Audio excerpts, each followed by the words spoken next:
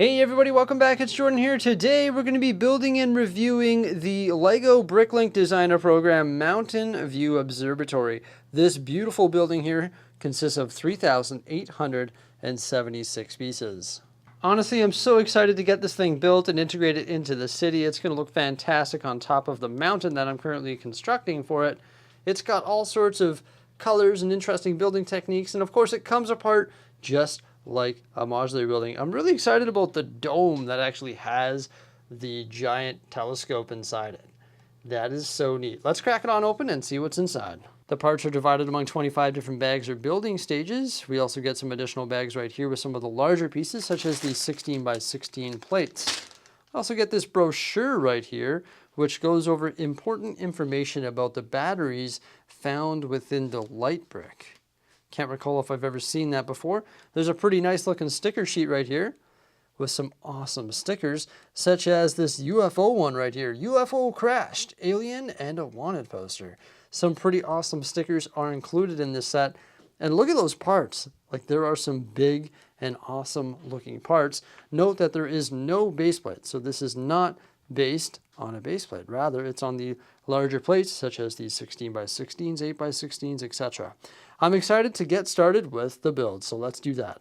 We start by constructing the ground floor, of course, and this is a work area for the staff of the observatory. Has a really nice exterior. You can see some water right here that's trickling underneath the stairs. The stairs are built using tan plates and a lot of those 1x4 printed board elements, and also some of the 1x1 circular printed stump elements as well on the posts for the stairs. And there's also a nice chain attached to the stairs using snot bricks. To the right of the stairs, we have the cherry blossom tree. We've seen this technique before. I'm talking about the pink frogs. We've seen those in the bonsai tree, right? So yeah, some really nice pink leaves there, and lavender as well, on a tree that's constructed using all sorts of slopes and arches in reddish brown. And also, when you look on the trunk of it on this side, there's a bat. So this modular building is not constructed on a 32 by 32 base plate. It uses the standard Lego plates, and it's actually 36 studs by 32 studs. The dark tan rocks on the exterior walls are absolutely covered in cheese slopes and limb elements. And what's interesting about these dark tan rocks is they look very familiar, don't they?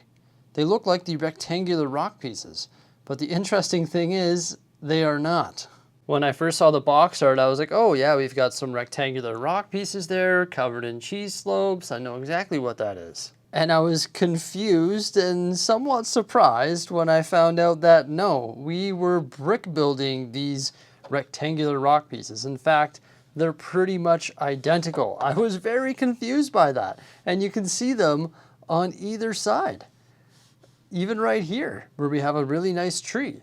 And the interesting thing about this rock panel that's 4 studs wide is it's actually pinned to the structure, so you can actually remove it. It's held on by 4 pins, and here is this rock panel. And these brick-built rectangular rock panels are even hollow, like the rectangular rock panels. I don't know why they were brick-built. I mean, they were fun to build, and it ups the piece count significantly, but I was rather confused by that decision. Sort of strange because, once again, they're pretty much identical. Yeah, we got this awesome tree though built between these two brick-built rock panels.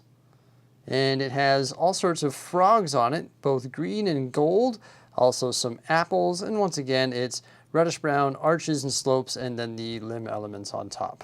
The trees are definitely a solid construction. None of the limbs fall off. Everything is held in place by plates or bricks, etc. So I actually like the fact that this can be removed, because when it is removed, this structure is now 32 by 32 studs, which is a standard base plate and matches up with the other modular buildings. So it could be integrated into the modular buildings, technically speaking. So it's actually a pretty cool option that you have there. You could literally build this on a 32 by 32 base plate if you so choose. The walls are pretty much all panels, some masonry bricks, some glass elements there as well for windows. But yeah, there are a lot of panels built into these walls, and also some snot bricks, so you can have some vines creeping up the side of the building there as well. Lots of masonry bricks. This wall is actually double thick, and the interior wall is white, but also built with a ton of panels. So down the stairs into the workspace here, we've got some cabinets built into the wall there, also a crate behind the stairs. Some more cabinets and drawers and cubbies built into the wall right over there. There is a sticker element right here with some math equations and a telescope. Oh, look, it says pizza, coffee, pizza. Looks like the staff are making some notes on coffee and pizza. Some notes on the table there. We've got Tom's stuff. He's got no stuff right now. There's nothing in the crate. And then this really cool looking desk right here that has monitors.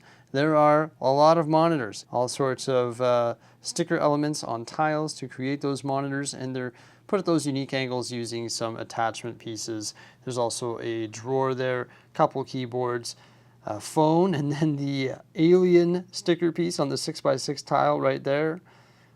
A cabinet, some pizza on the table, area rug underneath that table there. And this room has a pretty cool sticker on it. It's the engine room, do not enter, authorized personnel only. And this is the engine room, probably where there's like a generator or an engine, I guess, for the telescope. And then some pipes and some fuel canisters topped with cookies and a little cabinet built into the wall there with another monitor and then some tools mounted to the wall as well. So that is the workspace on the ground floor. The Mountain View Observatory. Nice little 6x6 sign there, well framed with some inverted arches and some lights on either side. It's actually open to the public. Did you know that? Well, look at their hours, 1600 till 4 a.m. So they're open during the night, obviously, so you can have a look at cool stuff with the telescope. And this is an education center for all of the guests of the Mountain View Observatory. When you come in the front door, there is a spacesuit, a rocket, a table on an area rug. I believe that represents different planets. And there is this cabinet right here that would host a bunch of 1x2 tiles. These are supposed to go in that cabinet. But every time I put mine in, they fell out. So I decided mine is gonna be empty. We got a nice little vending machine right there, a water dispenser, and then the staff counter. So there's some cans of pop on a crate back there, and that's what can be loaded into the vending machine. And then a little desk with a coffee machine and some other items there, and then a little cabinet behind the desk with some printed tiles on it and some overhead lighting as well. To the right of that desk, we've got a spacesuit in the corner. Super cool. And also a glass cabinet. Pretty simple build, actually. Just uses some 1x plate. And then it's just covered up with some glass windows and tiles on top of that there. And then there's a table here with a Mars rover and a little mini build of a spaceship with a couple printed cheese slopes there. Another bookcase right here. And then a little glass cabinet right here as well. And this is the keypad entry to the basement work area there. Some nice little details inside, sort of like the educational area of the Mountain View Observatory. And of course it comes apart just like a modular building. I'm not sure what 2015 represents. Like, what is important about 2015? What happened? We've got angel wings on either side of that shield tile there. I'm not too sure if that's an important date. But the exterior is pretty plain. It's got you know, a bunch of those panels, once again, some windows, but there is some nice snot techniques with the dark green tiles and also the 1x1 tiles on the corners. There's also, I believe, a drain pipe right there with the dark gray cylinders. But yeah, lots of windows, masonry bricks, panels, and then a snot technique with the tiles that pretty much sums up the floor. There is the 1x2s with the slides underneath the windows, which frame them quite nicely as well. The most exciting part of the build, of course, is the telescope and the dome on top. We also get a bunch of minifigures and this solar system sign right here. 4 of the 8 civilian minifigures have alternate faces.